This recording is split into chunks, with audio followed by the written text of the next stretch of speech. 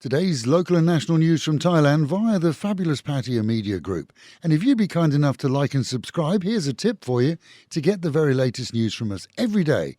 When you subscribe, click on the button that says All. And then every day you'll get an update straight from us.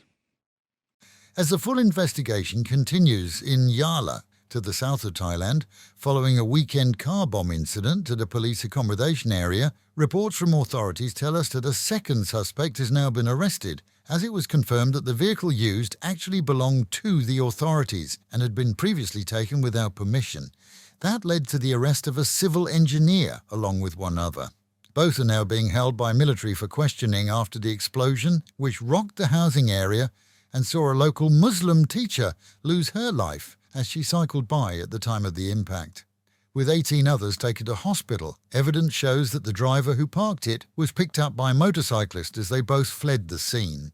Yala is a hotspot for violence, driven by differing religious beliefs, and is not typical of Thailand, by far. Rather, most embassies warn visitors to avoid the region. Heavy storms blanketed much of Thailand again last night, as a report from yesterday evening shows that the waters have subsided for the most part after heavy flooding on Phuket, but the task of removing mud from carriageways there remains a daunting task for municipalities. With extra crews called in and working full on, major thoroughfares were passable by yesterday. However, many minor roads remain entrenched in mud, and those storms will lay here for a while. And when a Turkish man fell out with his girlfriend, he tried to regain her love, but when that failed, he stole her phone.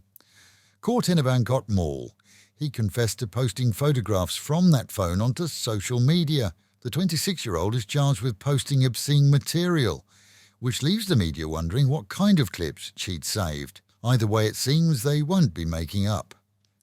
Meanwhile, at home, and the latest in tourist scams has been highlighted by one visitor who mailed us details and footage of non-Thais who work as a gang to greet tourists along Beach and Second Road, pointing out physical failings such as baldness or large stomachs to passers-by, and discussing with their marks the fact that the local convenience store sells medicine which can quickly restore their manly characteristics. 40 baht appeals to many, and since it comes from a well-known store, many have been happy to be shown. But afterwards, the con men tell that to make it really work, the mark needs to buy a cheap edition from a local herbal medicine shop.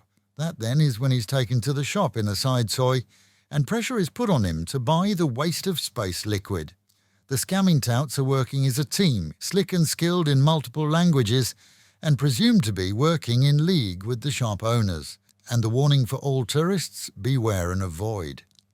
A food delivery driver who survived riding her motorbike into a poorly marked hole in the road caused by roadworks has urged City Hall to fix this and other similar issues.